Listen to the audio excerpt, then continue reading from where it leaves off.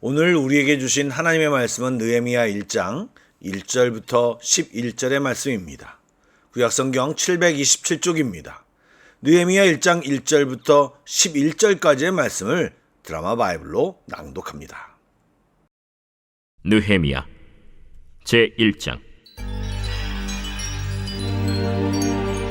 하가랴의 아들 느헤미야의 말이라.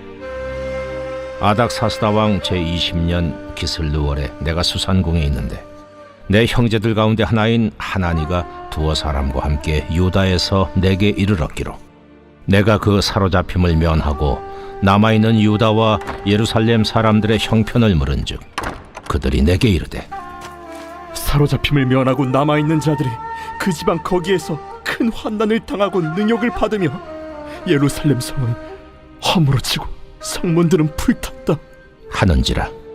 내가 이 말을 듣고 앉아서 울고 수일 동안 슬퍼하며 하늘의 하나님 앞에 금식하며 기도하여 이르되 하늘의 하나님 여호와 크고 두려우신 하나님이여, 주를 사랑하고 주의 계명을 지키는 자에게 언약을 지키시며 긍휼을 베푸시는 주여 간구하나이다. 이제 종이 주의 종들인 이스라엘 자손을 위하여 주야로 기도하오며 우리 이스라엘 자손이 주께 범죄한 죄들을 자복하오니 주는 귀를 기울이시며 눈을 여시사 종의 기도를 들으시옵소서. 나와 내 아버지의 집이 범죄하여 주를 향하여 크게 악을 행하여 주께서 주의 종 모세에게 명령하신 계명과 율례와 규례를 지키지 아니하였나이다.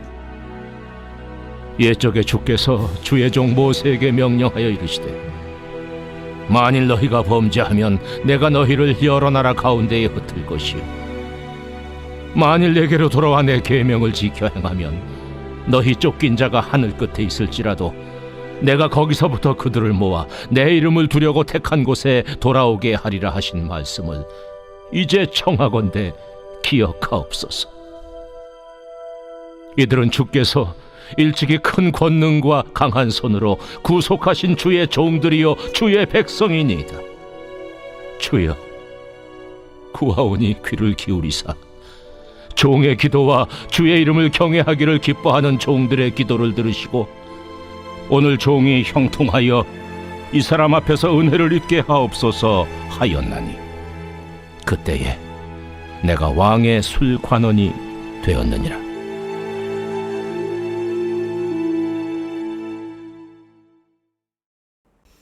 샬롬, 좋은 아침입니다. 금요일 아침이지만 오늘은 주의 은혜로 기쁨과 활력이 넘치는 귀한 날 되시길 축복합니다. 예배하는 모든 성도들에게 하늘의 기쁨이 충만하기를 기원합니다. 아멘. 말씀을 나누겠습니다. 느헤미야서는 여러 가지 의미로 읽고 묵상하는 사람들에게 도전을 주는 책입니다. 느헤미야라는 인물은 주전 5세기에서 4세기 사이에 활동한 인물로 페르시아 시대가 배경이 되며 시간적으로 봤을 때는 구약의 마지막 사건이라 할 수 있습니다. 또한 그는 에스라와 동실의 인물로서 에스라가 종교 지도자였다면 느헤미야는 평신도 지도자라 할 수 있습니다. 아시는 것처럼 포로 귀환을 한 유대인들은 예루살렘을 중심으로 유다 지역에 살았지만 귀환하지 못하고 페르시아에 남아 사는 사람도 상당히 많이 있었습니다.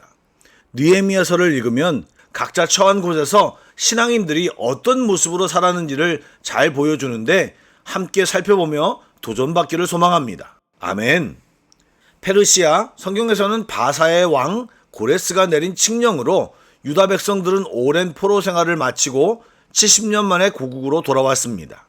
1차 포로 귀환 때 돌아온 유다 백성들은 수룹바벨의 지도 아래 무너진 성전을 재건하였고 2차 귀환 때에는 에스라를 통해 영적 부흥운동이 일어났습니다. 그런데 그 후 시간이 약 90년 정도가 지났음에도 예루살렘 성벽은 여전히 무너진 채 방치되어 있었으며 백성들은 강도와 들짐승의 위협에 노출되어 큰 환난과 능욕을 당하고 있었습니다. 이 소식을 느헤미야가 들은 것입니다. 느헤미야는 아닥사스다 왕 술 맡은 관원으로 요즘으로 따지면 대통령 비서실장 정도의 직급을 가진 사람이었습니다. 그는 유다에 있다가 돌아온 형제 하나냐를 통해 예루살렘 소식을 자세히 듣게 된 것입니다. 여러분, 느헤미야는 왕궁에서 높은 관직에 있는 사람입니다. 하지만 그것에 안주하지 않고 유다와 동족 사람들 그리고 하나님께 깊은 관심을 가지고 있었습니다. 그러기에 하나냐의 이야기를 대충 들은 것이 아니라 듣고 앉아서 울고 수일 동안 슬퍼하며 하늘의 하나님 앞에 금식하며 기도했던 것입니다. 예, 참혹한 고국과 주의 백성들의 소식에 진심으로 슬퍼하고 아파한 것입니다. 그는 비록 몸은 멀리 떨어져 있지만 마음은 함께 있으며 지금 있는 곳에서 자신이 할 수 있는 일, 바로 어느 곳에서든지 기도하는 자의 기도를 들으시는 하나님께 기도했던 것입니다. 여러분, 어려운 일이 있을 때 기도해야 한다는 사실은 웬만한 그리스도인들은 모두 아는 것입니다. 그러나 진짜 기도하는 사람을 찾아보면 그렇게 많지 않습니다. 너무나도 당연히 반사적으로 기도할 것 같은데 다른 방법을 찾거나 그냥 원망만 하는 사람이 생각보다 많습니다. 그렇다면 누가 기도합니까? 평소에 기도를 잘 하지 못하는 사람이라도 하나님께 관심을 가진 사람들, 또 기도의 능력을 경험한 사람들, 말씀에 대하여 잘 알고 하나님이 어떤 분이신지를 아는 사람은 어쨌든 기도를 하게 되어 있습니다.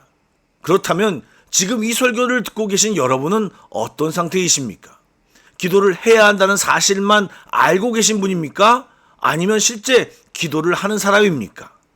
이 시간 자문해 보시길 부탁드립니다. 느헤미야는 어떠했습니까? 예, 그는 기도했습니다. 그리고 그의 기도를 살펴보면 그가 어떤 사람인지를 알 수 있습니다. 그의 기도 내용을 보시면 언약을 지키시고 긍휼을 베푸시는 하나님의 성품을 잘 알고 있었고, 그것을 붙들고 간절히 기도하는 모습을 보면 그는 평소에도 기도하는 사람임을 알 수 있습니다. 그런데 여러분, 잘 생각해 보시기 바랍니다. 바벨론에 이어 페르시아까지 포로 생활을 한 기간이 70년이라고 하는데, 그렇다면 느헤미야는 유다가 아닌 현재 페르시아 땅에서 태어난 유대인 2세였을 것입니다. 그럼에도 그는 하나님이 어떤 분이신지를 정확히 알고 있었고, 또 금식하며 기도하는 모습 속에서 그가 보통 기도의 사람이 아니었음을 짐작할 수 있습니다. 여러분, 먹어본 자가 침을 흘리고 맛을 알고 있는 자가 그 음식을 찾게 되는 것입니다. 사랑하는 성도 여러분, 성도는 하나님을 아는 자이어야 합니다. 막연히 여기저기서 들은 파편 같은 지식으로 알고 있다고 해서는 안 됩니다. 성경을 읽으며 내가 무엇을 모르고 무엇을 알고 있는지를 알 정도가 되어야 합니다. 적어도 목회자에게 이 사람이 왜 이렇게 행동하고 하나님은 왜 이렇게 응답하셨을까요? 왜 이런 상황이 연출되었을까요? 라고 물을 수 있는 수준이 되셔야 합니다. 대부분 성도들이 성인들이고 자신의 부족함을 드러내기 싫어하시니 정작 묻고 싶은 것을 묻다가 실수할까봐 질문을 못하는 분이 많습니다. 여러분, 최근에 목사님에게 성경에 대해서 물어본 것이 있으십니까? 거의 없는 분들이 대다수입니다. 여러분, 어린이처럼 질문할 수 있어야 합니다. 질문하지 않으면 더 알 수 없고, 자기가 모른다는 사실을 숨기면 제대로 알 수 없습니다. 그리고 심오한 질문을 할 수 없습니다. 다시 한번 말씀드리지만, 말씀을 읽고 또 기도하며 하나님을 아는 사람들이 되시길 주님의 이름으로 축복합니다. 자세히 살펴보면 아시겠지만 느헤미야의 기도의 핵심은 회개였습니다. 그는 자신과 아버지의 집의 죄를 고백하고 회개하였습니다. 그는 무엇을 잘못했는지 알고 있었습니다. 기도 응답을 위해서는 철저한 회개가 선행되어야 하는데, 내가 하나님 앞에 무엇을 잘못했는지 무엇을 먼저 해야 하는지도 모르면 사실 기도 응답이 늦어지고 계속 원망만 나올 수밖에 없는 것입니다. 죄는 하나님과 사람 사이를 갈라놓고 하나님의 얼굴을 가리어 간구하는 자의 기도를 들을 수 없게 합니다. 이 말씀은 이사야서 59장 2절에 나타나 있습니다. 예, 하나님의 응답을 가로막는 죄는 철저히 회개를 통해서만 씻을 수 있는 것입니다. 아멘.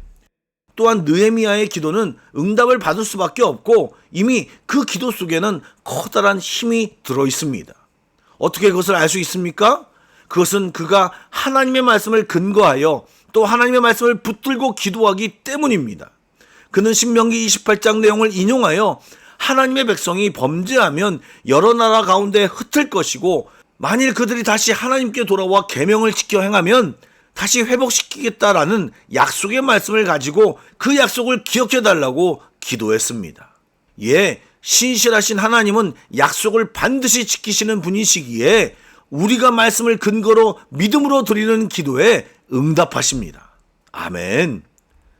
마지막으로 느헤미야는 그 기도를 혼자 시작했는지 모르겠지만 11절 말씀을 보시면 주의 이름을 경외하기를 기뻐하는 종들의 기도를 들으시고 라는 말로 짐작하면 함께 기도하는 사람이 있음을 알 수 있습니다.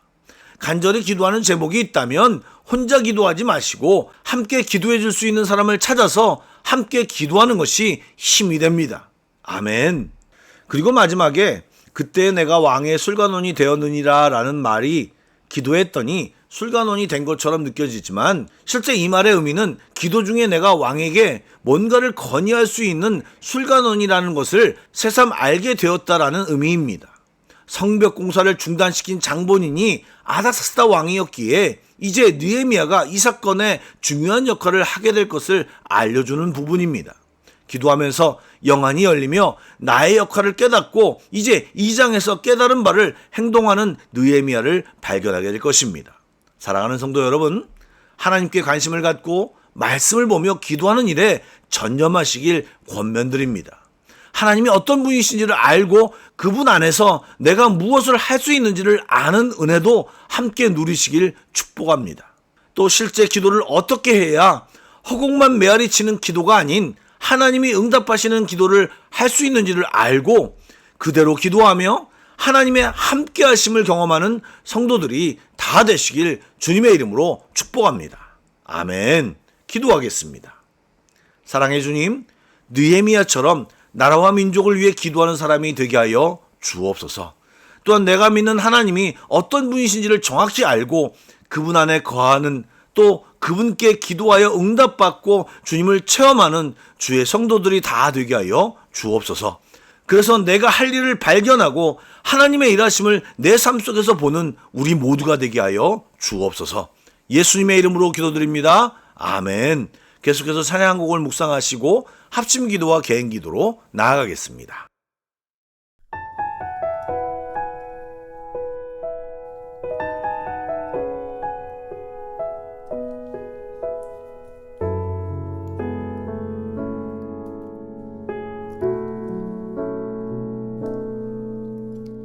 이 세상을 살아가는 동안에 나의 힘을 의지할 수 없으니 기도하고 낙심하지 말 것은 주께서 참 소망이 되심이라. 이 세상을 살아가는 동안에 나의 힘을 의지할 수 없으니 기도하고 낙심하지 말 것은 주께서 참 소망이 되심이라. 하나님의 꿈이 나의 비전이 되고 예수님의 성품이 나의 인격이 되고